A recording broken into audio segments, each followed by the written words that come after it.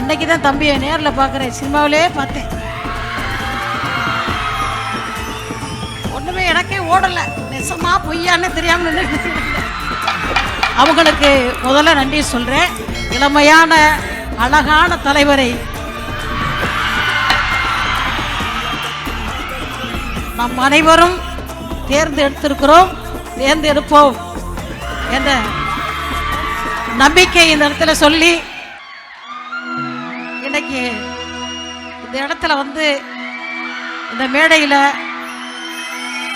எனக்கு மிகப்பெரிய வாய்ப்பை இந்த மேடையில் பாடுவதற்கு அள்ளி தந்த எனது அன்பான தம்பி.